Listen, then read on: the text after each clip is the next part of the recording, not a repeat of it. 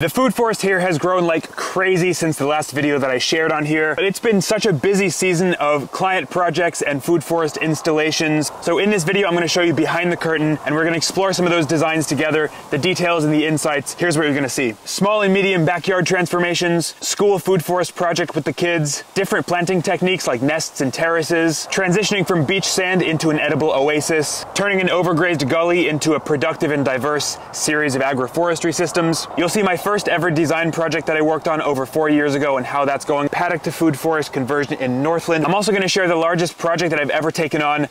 It's 30 acres. We'll get there. At the very end, I'm going to show you updates on the food forest here at my demonstration site. I'll share the changes that I made to the existing systems since coming back from Brazil, and I'll show you all the additional new systems that I've planted as I continue to expand. I've also got a new project that I've been working on to help people become food forest designers in their own communities. Let's dive in. 2 months. From just like bare kikuyu. No irrigation. It was just such a big space and we wouldn't have had a clue what to do with it. This site had some unique challenges in transforming this backyard amphitheatre from kikuyu grass into a productive food forest in just 2 months. Steep kikuyu slope into food forest, 2-month transformation is crazy. The silver beet was like that, chopped it right back. And made some kimchi out of it. It was actually really nice. This is a young family in urban Tauranga. We're in Tauranga and this is 2 months old, hey? Yeah.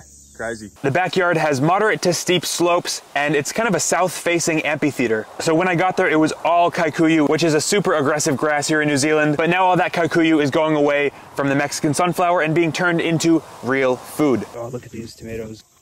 We've got the yacon coming up, pumpkins, eucalyptus, the bananas are sprouting, the papayas, the citrus. The Mexican sunflower obviously is like the most dominant part of the canopy at the moment, doing the job of wiping out a lot of this kikuyu under here. So you can see with the amphitheater shape, we have 2 different slopes and a major access path down the middle. So we had 2 different strategies for tackling each of the slopes. So this area is on contour. This is like the more subtropical area, and then the temperate area is perpendicular to contour.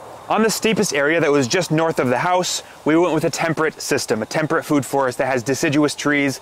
And it was so steep here that working on contour was just not feasible. So this is where I incorporated some of the Brazil methodologies that I observed while I was over there. And we actually went with the vertical steps and vertical tree lines going directly up the slope, which is contrary to most of the permaculture literature out there and all of my training previously before going to Brazil. The benefits to this are way better access, way more safe access for managing and harvesting from the systems. You're able to step up rather than trying to walk along a goat track, a small little narrow terrace. The beauty is that the organic material that's part of the system on that steep slope is all still running on contour. So we're getting the benefits of slowing down the erosion and increased water retention. Because the temperate food forest on the north side of the house, we went with deciduous species. Deciduous species on the north side of the house are ideal because you're letting the sunlight in winter when the sun is really low and the house is a little bit more cold. The leaves are gone, so you're letting the sunlight in, but you're also getting the benefits of having shade in summer when it's really hot, instead of having big shady evergreen trees right in front of your house. In this system, we also planted tons of berries. It's a young family and kids always love berries. There's also a ton of herbs and vegetables just because it's right outside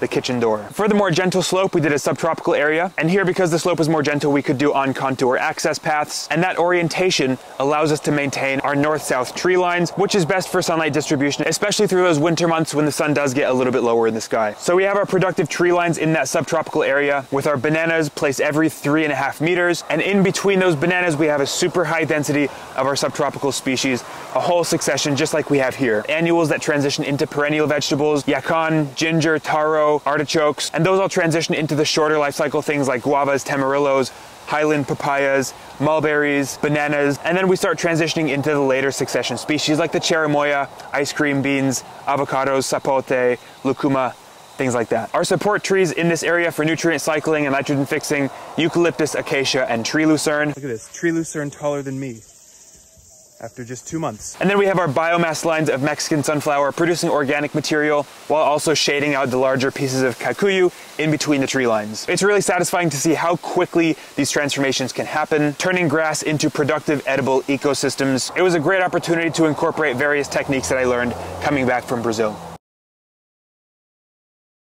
Last day at the Gully install today.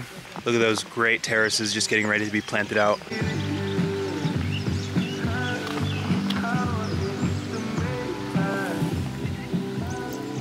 All right, we just finished up the 3rd year of planting this gully into diverse, productive agroforestry. It's incredible, got a ton of support species, bananas, tons of really cool edible species. This gully is filling up. It's amazing how quick it happens. Up the top is where we started.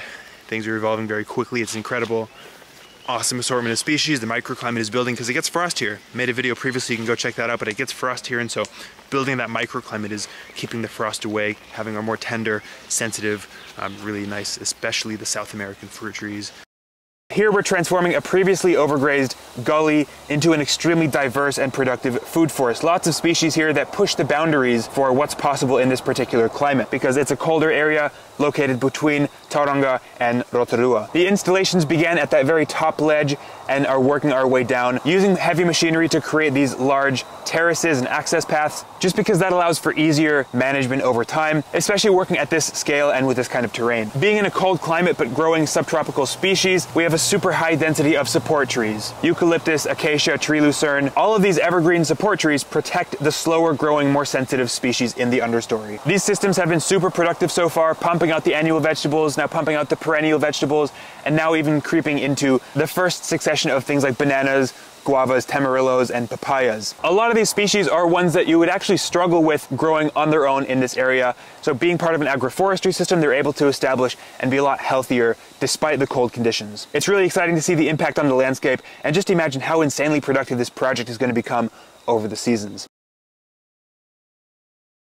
This is a front yard in Mount Maunganui, a really sandy, basically just a sand dune that over the last year and a half we have transformed into this edible jungle. Little mini agroforestry rows, a temperate food forest, tons of bananas and all sorts of subtropical goodies.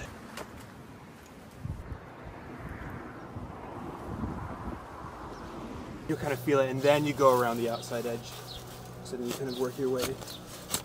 Here we've transformed this small front yard in Mount Maunganui in just over 1 year, basically turning it from a sand dune, because it's right on the beach, into a productive food forest. They're getting their first bananas, they've had an abundance of annual vegetables and early succession crops. We also designed a chicken system, and there's beehives, so they're harvesting honey. It's an absolutely incredible demonstration of what's possible in such a small space right on the beach. So when we're doing the installation for the agroforestry system, we actually added trenches of clay underneath where we planted the tree lines, and that clay is going to help us retain extra water and extra nutrients, especially because, well, beach sand is so porous, everything just drains right through. So having that clay really helps us store a lot more of that water, moisture, and the nutrients. We've got a huge diversity of subtropical species, bananas at 3 meters, north-south orientation for the rows. It's always great visiting the site. The owners here are super enthusiastic and just always eager to be learning and pruning and just getting after it and developing their project. This is why we have banana clothes. And it's just great to see how quickly you can transform from a sand dune. It was so hot and almost unbearable to stand out there, into now it's becoming this tropical oasis, and they're sharing an abundance of things with their neighbors and anybody who drops by. It's always incredible to see. It's just a great example of how quickly you can turn those impossible to grow anything conditions into these epic food forests. It's just a great example of what's possible on a small section right in Mount Maunganui.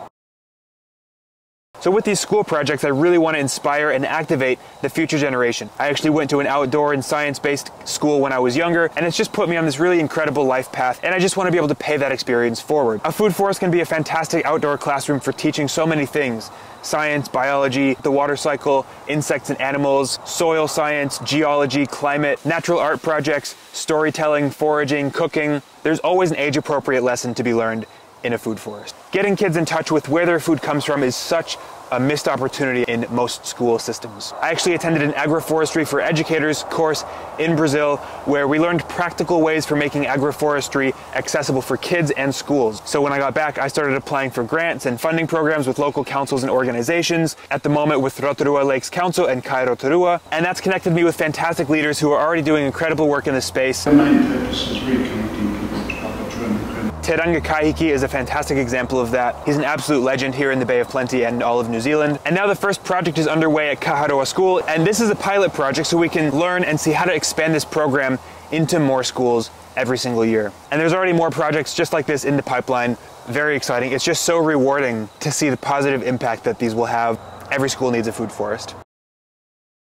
Here's a quick and shameless plug about the project that I've been working tirelessly on through the night, doing absolutely nothing but training jiu-jitsu and working on this project. I think every city, town, and community needs a food forest designer. I've spent the last few years figuring out how to do all this stuff for myself, how to build and run a profitable food forest design business, from knowing absolutely nothing about gardening, permaculture. I also had zero background in business. I didn't go to business school. I didn't have entrepreneurial parents, and I've still managed to figure it out and make it work. Not only that, but I've been blessed to meet and have become well connected with other experts in agroforestry here in New Zealand, but also around the world, in Brazil and beyond. So in this next chapter, I'm excited to be helping other people who want to do this kind of meaningful work in their own communities. It's going to look like this: an intensive 6-week online boot camp to fast track the establishment of your business, skip the years of struggling and having to figure it out, supporting you with the tools, resources, and frameworks that I've been developing along the way, connecting you with other experts in this growing industry, people who've been doing this for years, some of them you're probably already familiar with. I'm also running an ongoing community of practice beyond that 6-week program. It's a space for designers from all around the world to come together, collaborate, and develop alongside one another. It's also a hybrid model, so it's partly online, but also I've organized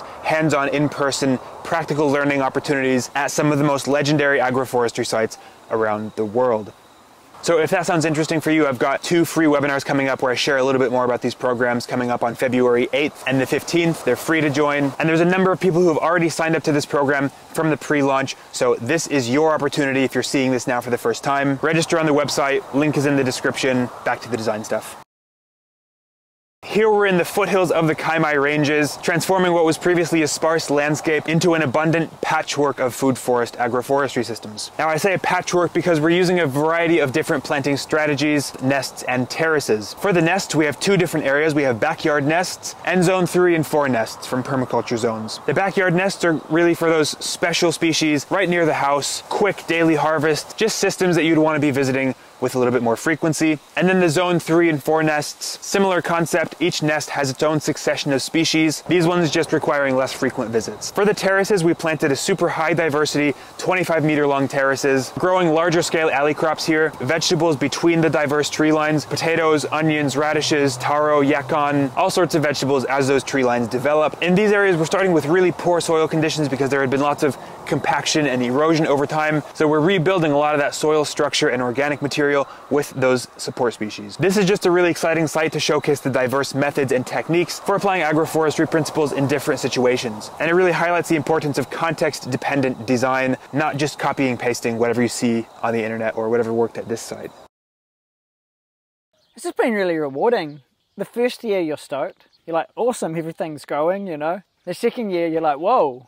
The third year you're like, wow, we've got like 20 racks of bananas. When we first started getting racks off them, they were much smaller. Now the racks are much larger. The plants themselves are a lot larger. I remember digging and It was a different color. It was a lot lighter. It's a lot darker, richer soil now. And it's so easy. I maintain this garden, do a reset on it maybe 3 or 4 times a year. Winter, you can kind of just step back. Once the eucalypts and stuff start popping up a bit more, we'll start taking the tops off them. And but for that level of maintenance, you know, just a few times a year, for how abundant things are with the bananas, the citrus, I can see the papayas right there. Yeah, yeah. There's yacon everywhere. So it's just an abundant system, and it's really cool to see how you continue to evolve with it. This was my first ever design project from when I was brand new and still volunteering my service for free. After I did the permaculture design course about 3.5 years ago, this was the very first project that I got to sink my teeth into. This is my buddy Billy. He grows gourmet mushrooms. There we go, Marama's mushrooms. This was for his rural family property where there was lots of grass and some young struggling fruit trees. So the goal here was retrofitting it into a food forest. You can see this is a very different approach to my current design process. You can see we're putting down cardboard and just really heavy mulching, wide beds. There's not a strict tree line. It's different because this was before I started learning about syntropic agroforestry. There was a way less comprehensive and complete succession plan. I wasn't really considering the early, mid, and late successional species, and there were no support species, no support trees to drive that succession forward. It was more of a traditional permaculture food forest. And because of that, it had a much slower start than a lot of the systems that I'm planting now. The following year, after that original installation, we came back reset the system and applied the syntropic frameworks, reintroduced new support species, eucalyptus, bonnegrass, Mexican sunflower, tree lucerne, acacia, and we incorporated a higher diversity of species, filling in those successional gaps. So now you can see it's flourishing, it's abundant, and producing tons of bananas, citrus, tamarillos, perennial vegetables, and now there's tons of organic material to feed the soil and to keep the grass pressure down. It's just really great to see the development of my first ever project that I was involved in, and you can also see the evolution in my own design process, implementation strategies, and just that continuous learning curve as I gain more experience. Having a well-designed system, it just makes for more efficiency. It's amazing. We're always in a constant process of growth and learning. This project is a paddock to food forest conversion in Northland with my buddy Shord. This footage that you're seeing here is 3 months since planting. You can actually watch the course video here. We established multiple tree lines and an alley crop all at once. It was a massive input of organic material from trees that we pruned using logs, branches, the foliage, those wooden log pathways, and just stacking the organic material to kickstart that decomposition process and start building that soil. This area was established at the top of the paddock, which is becoming a living nursery for future expansion as the whole paddock eventually turns over the next couple years into just one giant food forest. Since it was planted as a course, there's an ongoing community that's been involved with this project in that area. There's an active WhatsApp group from the course members, and a bunch of them have gone on to establish their own food forest. There's continual sharing of projects, updates and progress photos from their own sites, and just awesome community connections. And Short and multiple others from that particular course have decided to join the Food Forest Designers program that I'm launching, which is really just about expanding the capacity and skill set for other people who want to do this kind of work in their own communities. It was super rewarding to revisit this project site, seeing all the fast growth and the progress that's been made in just a short 3 months, and just the community growth from bringing so many like-minded people together who have similar goals. Super rewarding. This is the newest and largest project that I've had the opportunity to sink my teeth into. 30-acre ex-pine plantation where the owners would like to transition over the next handful of years into a series of productive agroforestry and food forest systems, becoming a demonstration site for the far north and really anywhere in New Zealand. It'll become a demonstration or a template for what's possible in this context of ex-pine plantation land, an alternative to the vicious cycle of replanting monocrops of pines over and over again, degrading the soil, erosion, lack of biodiversity, where there's really no benefit to the community members or the local ecosystem. This is a long-term project rather than the quick transformations or turnarounds, and really the long-term vision here is providing food for local community in a pretty remote part of New Zealand. This project is a really great opportunity to push my own capacity and skills as a designer and organizer. And with this project, I'm drawing a lot of inspiration from visiting Ernst's place in Brazil, where he reforested 100+ hectares into productive agroforestry. So drawing a lot of inspiration from my time there. I'm really excited about this project, so stick around and stay tuned for updates on this one. And if you're in the Northland area and you want to be involved in this kind of work, there will absolutely be opportunities for that. The transformation here at my demonstration site at Backyard Paradise keeps getting crazier and crazier every single year. This place started as a neglected orchard, tons of empty holes, lots of disease pressure, and just ridiculous amounts of grass taking over the young fruit trees. And I didn't really know what I was doing when I first arrived here, but I knew that I wanted to transform it into a food forest. This was actually the original reason that I attended a PDC almost 5 years ago, and the original concept design that I created for this property keeps unfolding. Even though the details are different, the patterns stay the same. The details are changing with time and experience. Things like the strategies, specific techniques, and the species selection, those are all kind of changing over time. But a lot of the patterns from that original design are staying the same. Rebuilding the ecosystem with productive plants, building a demonstration site for learning and education, developing a living nursery to supply propagation material for other projects and continuing to expand here, and just creating healthier land, increase the soil organic material, having healthier trees and systems, more diversity, more resilience, and just a more productive landscape. We're continually adding more and more diversity into what's produced and grown here and being able to be sold.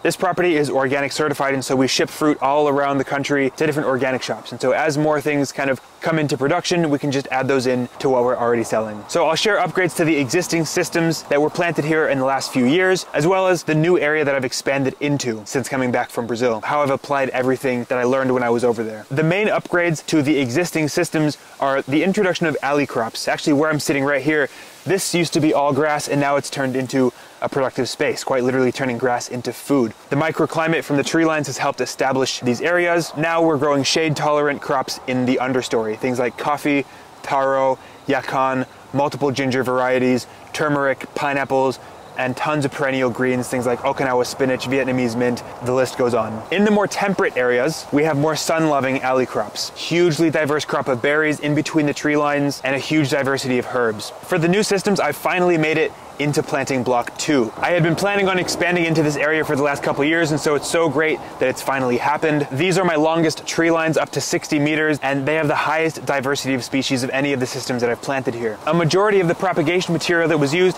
has come from the established systems that I'd planted in previous years. They really do become a living nursery. One of the most exciting things now is I have these different systems that are 2 months old, a year old, 2 years old, and 3 years old, so you can really see the evolution of how these agroforestry systems develop. Such a great learning example for bringing people here and showing them what's possible without overwhelming them and seeing only 15-year-old systems, but you can actually really see the progression. And it's really great to have a space that's continually developing in different ways so that I can continuously sharpen and hone my own skills and practice what I preach. It's also great being able to look down and see it all unfold from the DIY loft building that I've been working on over the last few years, kind of in the background of everything else. You can really watch the system develop. It's fantastic. It's just turning into an absolute paradise here, and I just love this place. It's turned into something really special.